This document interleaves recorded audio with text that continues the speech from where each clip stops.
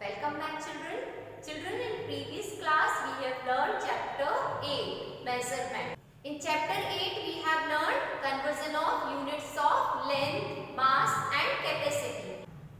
And then we have learned addition and subtraction of lengths, masses and capacities also. Yes, now we are going to start chapter 9. Yes, now we are going to start chapter 9, that is time. Yes.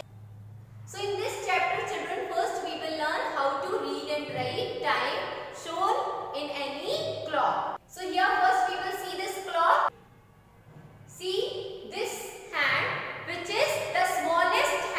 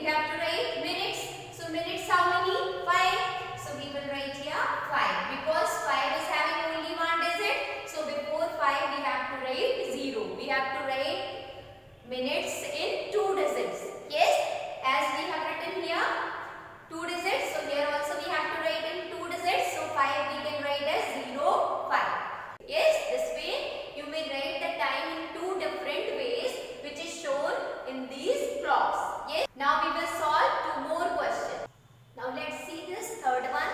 See here, this minutes hand is in front of which number? It is in front of 2. Means how many minutes are gone? See, from 12 to 1, 5, and from 1 to 2, again 1 more 5. So it is 5 and 10. How many minutes? 10 minutes are gone. So here we have to write first 10 minutes past. Now see, this hour sign is in front of which number? It is little bit after 5. Yes, so it means we have to write here 5. So what is the time? See, 10 minutes past 5. Now this same time we will write in another way. See how to write. First we will write hours. How many hours are there? 5. So we will write here 5 and we will put 2 dots here. So after 2 dots we have to write minutes. So how many minutes are there?